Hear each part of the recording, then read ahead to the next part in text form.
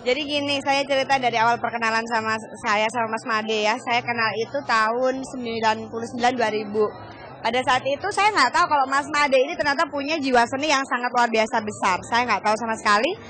Hingga pada akhirnya aku udah bikin novel sama puisi. Nah, pernah kita ketemuan di salah satu mall, dia liatin puisinya, dia liatin lagu karangannya yang udah dikasih musik segala macam, ternyata bagus sekali, menarik sekali ya. Dan menurut saya novel-novel yang mengangkat kisah nyata itu justru sangat bagus. Dan arti kata gini, semua manusia di dunia ini punya masalah, dan novel itu adalah salah satu bagian dari kisah kehidupan nyata seseorang.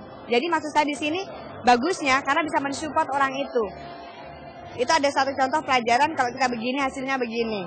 Jadi novel itu memberikan warning kepada kita para pembaca untuk ini loh, gitu loh. Jadi kita jadi punya contoh gitu, punya contoh. Misalkan kita sedang dalam keadaan down, lagi sedih, kita baca itu, ternyata masih banyak orang lebih sedih dari saya.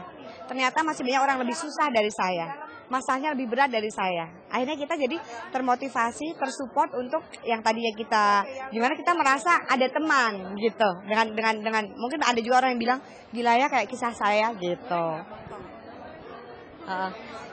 Jadi menurut saya ini hal yang sangat positif, dan saya rasa masyarakat insya Allah bisa menikmati dan meminati ini semua. Bisa menikmati ini karena yaitu bisa menjadikan contoh. Dan banyak juga di sini mungkin dari teman-teman juga, kisah teman-teman gitu ada juga gitu. Sebenarnya waktu itu Mas Made tidak pede untuk membuat novel atau untuk membuat kumpulan puisi. Kita sebagai teman, Mas itu sangat berbakat sekali gitu. Kenapa sih nggak coba dinovelin aja gitu? Masa sih, yang akhirnya kita support bareng-bareng hingga ada satu keberanian dari Mas Made untuk membuat novel, dan puisinya sangat bagus sekali gitu ya. Jadi harapan saya Mas Made teruslah berkarya, teruslah menciptakan puisi yang bagus, puisi yang indah.